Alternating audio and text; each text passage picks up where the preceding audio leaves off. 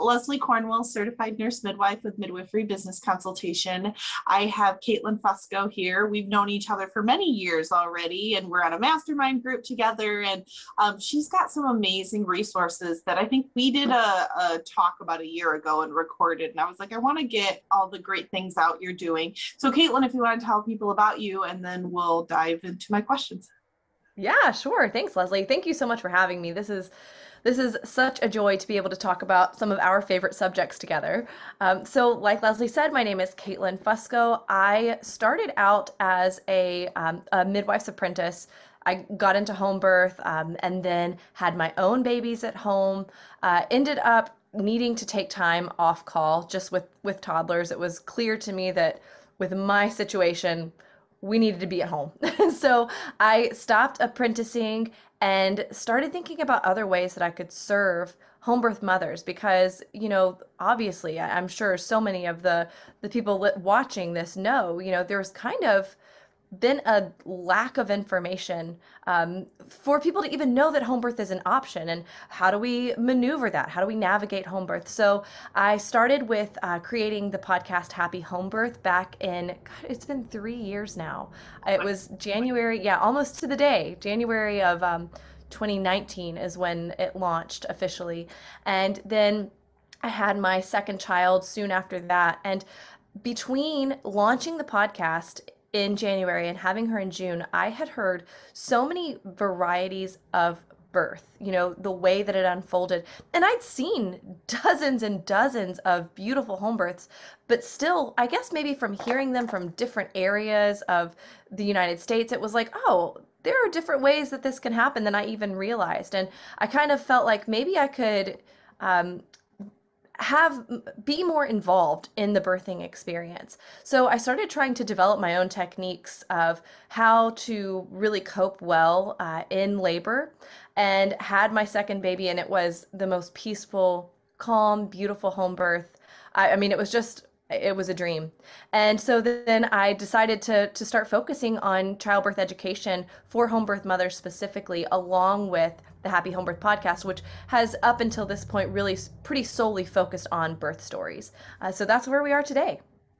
Well, and I think it was so cool. I think you and I connected because I started to tell my birth story on your podcast, and one thing led to another. But I think we've got YouTube and people are watching water births and home births, but I think the actual the stories are thousands of years we tell stories, and it's kind of a lost art because of the social side in the virtual world we're in. So I love, like, you have the side for the home births and the birth stories, and then Amber Wilson has the Journey to Midwifery podcast, and so she has the midwifery career journey stories. And I think we need more podcasts like that. I think we need more where women are telling their own stories, these birth stories, the impact. I mean, there's so many studies talking about how women need to tell their birth stories. They need to be heard, and they need to, and not just the positive ones, but also the ones so we can learn from each other. Because I think sometimes people think, well, I didn't have that perfect home birth. I didn't have that perfect hospital birth, and all this stuff happened, so my story shouldn't be heard. And it's the complete opposite. We want to hear everyone's story. We want to learn from each other. We want the knowledge, and everybody's birth story is unique. So I just think it's amazing what you're doing. And I know this last year you've expanded you've got a Facebook group, the Happy Home Birth, if it's the community, if I recall. Podcast community. Yep. Mm-hmm. Yeah. Yeah. So that's a great resource. I don't go on it as much as I used to, but sometimes it's nice. People will flag me because if they have more medical questions, I think it's nice. It's a good even mix of consumers and healthcare providers on that group. So just a very general, informal, particularly to home births. I know there's a few birth center clients that are on there as well, but I love your childbirth education course that you've made online. And so if you want to talk about that a little bit. Yeah, so like I said, with Happy Home Birth Academy, it stemmed from my own experiences. And one thing that I was thinking about as I was creating it was the fact that, there are so many amazing childbirth education options. There really are. There's, hypnobirthing, Bradley, all these different methods that I think at the meat are really getting to the same thing, and that's learning how to deeply relax. But the difference is that even the best of these courses are focused on typically birth in the hospital setting. And as we know, home Or birth that's is just the a totally assumption. It's not even like the right. location is never really talked about. It's just the assumption that this is where you're going versus the environment is just as powerful as educating her about the birth itself. And so that's where I love the angle you went to. I mean, educating for a hospital, birth center, home are very different pathways because the setting and the team around you and the resources available. So I love that you changed the angle of focus for your education. And I felt like even just using the correct words makes a difference. It's really just kind of solidifying that yes, this is my choice. Yes, I am planning to give birth at home, and hearing it over and over as we're preparing, we're taking time to focus on what it is that we want. And obviously there have been moms that have gone through and ended up needing to transport and transfer. And we talk about that inside of the program about how that is by no means a failure. And there are times when clearly transferring to the hospital is the best thing. And thank goodness that we have that option. So I love the fact that we're able to talk about home birth as what we are planning. And if it goes a different way, well, I mean, you still had a home birth. Like you still had the home birth experience. You still had the midwifery experience. This was your goal. This was your desire. You focused on preparing for that. But then we have discussion of, okay, so what happens if we do need to transfer to the hospital? How are we going to handle that situation? How do we walk into the hospital still owning our power? Because that's a huge focus of the course is the fact that this birth, whether you want it to be or not, is your responsibility as the mother. It is. Like we can accept our responsibility and really enjoy it and totally embody that feeling of yes, this is me doing this, or we can try to give it to someone else because that feels more comfortable, especially I think in our society where we're so used to like, okay, here, you No take care of my direct problem, like, accountability. Yeah, it's yeah, like yeah, I'll just outsource that, and then if something happens, it's not my fault. it wasn't my fault. Yeah, it was. Well, the doctor said, like, okay, but the doctor does not care about your birth as much as you do. The midwife doesn't care about your birth as much as you do. As the mother, this affects you directly the most. Correct. We all know this. And as midwives, I think, I mean, and as an attendant, we want the mother to feel that responsibility, to feel that weight and that power, because so much power exists when we step into that role and accept, like, these are my choices, this is my decision. I'm going to learn what I can learn. I'm going to learn to control what I can control, surrender what I can't, and I'm going to feel empowered no matter how the circumstances play out. We cannot control outcomes, but we can control our mindset and the way that we approach things. And really at that point, the outcomes matter a lot less when we completely, involve ourselves in the situation and know that, oh, well, I did everything that I could do. I took responsibility and I milked this for all that it was worth.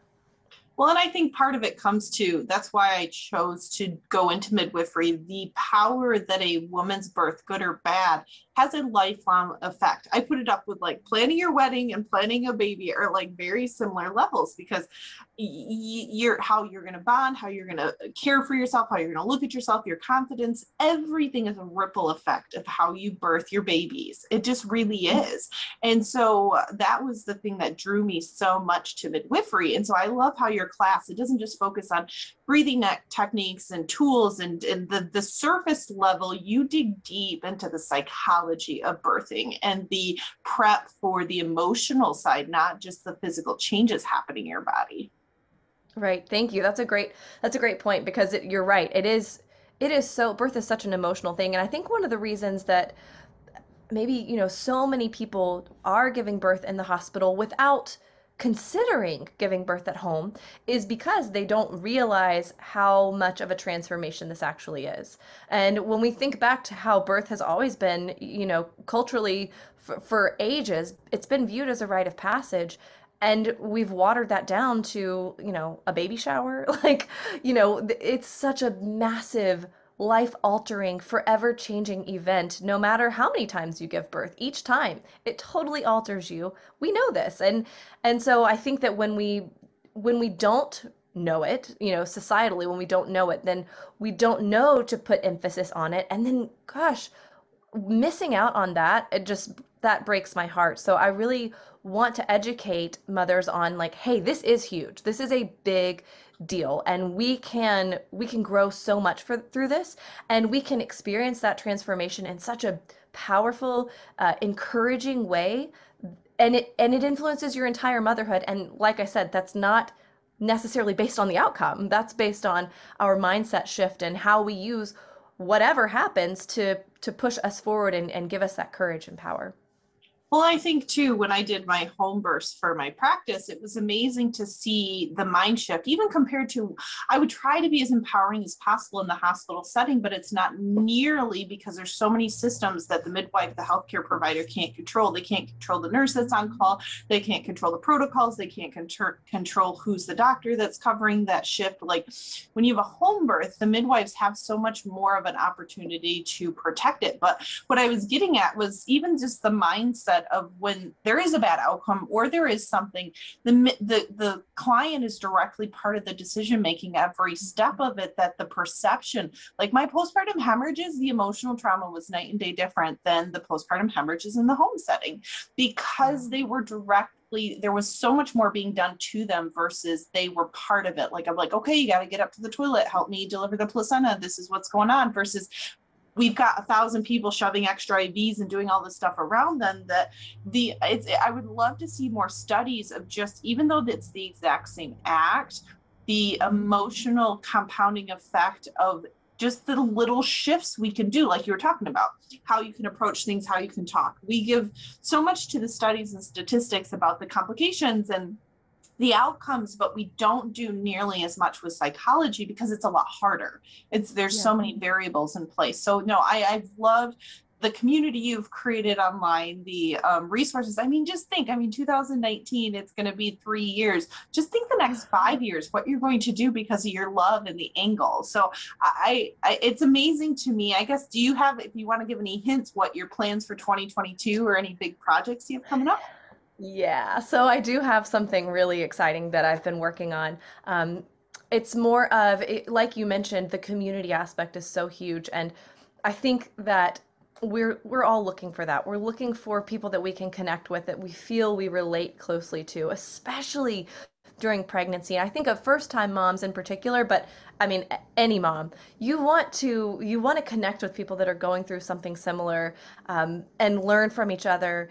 And it doesn't stop with birth, but pregnancy is such a great time to form those bonds. So the next step for Happy Home Birth is, I'm creating something called the Homebirth Collective, which is going to be a big focus on community. It's going to be smaller, more intimate, whereas Happy Home Birth Academy, it's very self-paced, and you can go through it as quickly or as slowly as you want. The Homebirth Collective is going to give access to Happy Home Birth Academy, but there's going to be an expanded addition to that. So there's going to be a lot more of, the mom thinking through, how does this apply to me? It's just going to be much more personal in that way.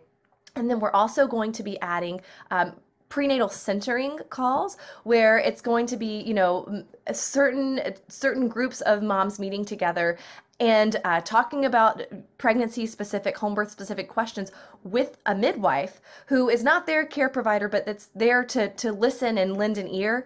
And so I'm super excited. Hotline, I already see it now. Yeah, I love that. And then there are going to be a lot of guest expert trainings, and I'm so excited about that, because this is basically my desire was, what would I want? What is my just dream if I were pregnant right now? How would I want to experience this?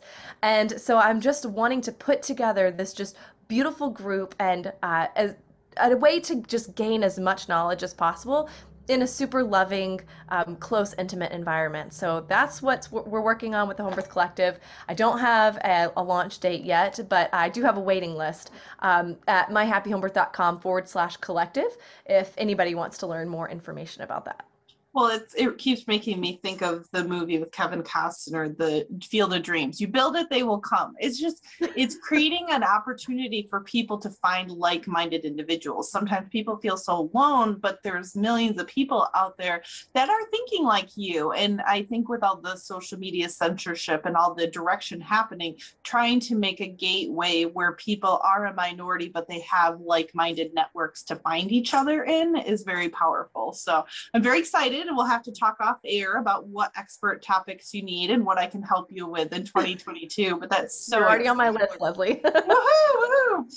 So Katelyn, I think you're doing amazing things. She's also, I mean, on top of her business side, you're a mama and a wife, and you're running all the thousands of roles. I always like to finish with, how do you balance expanding your business with the work life like components? I know it has its ups and downs, and we were just talking about how it was a little harder. Your husband's is shifting schedules, but how do we pursue our own dreams when we've got all these other roles that we're doing? You know, I think that part of that is leaning in when people offer help. You've got to accept that help. And then another aspect of it for me has been way more on my mindset of things, you know, not approaching things with a feeling of scarcity of like, oh, I've only got this short amount of time and I have to get all these things done right now. And there's, you know, just such a fear mindset. So I've been working on, I was telling Leslie before, I've been working on some emotional freedom technique tapping to help calm my nervous system so that when I do have time to work, I can be fully present and focus on working. And when I'm homeschooling my 5-year-old, I can focus on homeschooling my 5-year-old, and I don't need to be thinking about the email that I need to send in 5 hours. You know, there are times to work and there are times to play, and I don't want to spend all of my time focusing on business when I have such a beautiful family around me that needs my attention. So figuring out the balance, it obviously every day is different. Sometimes we get a lot of work done, sometimes we get no work done. But it doesn't matter. It's okay. I can take Well, it's always I can progress. take my time on I think that's the big thing, is you're always making momentum, even if it's baby steps or a big leap, because you got an opportunity to get the kids out of the house. Grandma took them for the weekend or whatever it is. But I think it's very interesting for me to talk to female business owners, because we all struggle with it. We have so many passions and dreams for our families and our own self, plus our businesses. And how do we dream in moderation? How do we dream what's realistic expectations of a human body? Because we think we're super women, and then our bodies try to tell us otherwise. Yep. So well, thank you so much, Katelyn. I am so excited for 2022. I'll put at the bottom of the description your links. But if there's an email or something easy for people to contact you, I think particularly midwives, because that's most of my followers, like, your resources are absolutely amazing for the home birth community. Yes, and I wish that I had thought to say that beforehand. I do have an affiliate program specifically for midwives, because my goal is to assist you in running your practice, and having a passive stream of income is so helpful. I mean, even if it's just a couple of clients per month that you're sending through Happy Home Birth Academy, you're helped by them by understanding that yes, they are going to have a full comprehensive education for childbirth, especially for home birth. And then also you are able to have a passive stream of income. So it's, if you are interested in that, you can go to myhappyhomebirth.com/affiliate. And Leslie, I started talking and then totally forgot where I was going with that. You're okay. No, I think that was really important. I forgot about your affiliate program too, because you and I are on the same page. Like, how do we help out the midwives with extra ancillary services, passive income, like true passive income? I think midwives too much forget that we have so much value we offer to people. They value our expertise, our knowledge. If you're recommending a supplement all the time, you're recommending a childbirth education because you think it's amazing, or you're referring to a doula all the time or an LC, like, there is financial values from that. We don't give enough credit. So I appreciate you bringing that up, because that's something really important to me. Is midwives think our only value is our time we're exchanging, but as you transition to a business owner, your relationships, your knowledge, there's other forms of currency out there, especially being a new business startup. Like I tell people to negotiate like crazy because you have so much value you don't give credit to. So if you're already telling your first time moms to take an amazing childbirth education class, you might as well get a cut from it. So I'll put your link down below. So you email me after we're done, Katelyn, with just all the stuff you want me to put in the description. But yeah, I think it's an amazing resource. I just asked you what is the best way for them to contact you. That was all I asked. So. That's perfect. Yep. So Katelyn at myhappyhomebirth.com. Katelyn.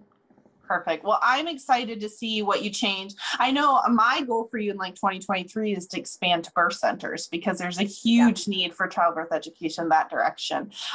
Especially, I mean, most of my consulting clients have been birth centers, and post-COVID, there is such a need to expand services to birth centers. So you and I could definitely talk offline. You'll have to have a Happy Home Birth Academy and a Happy Birth Center Academy.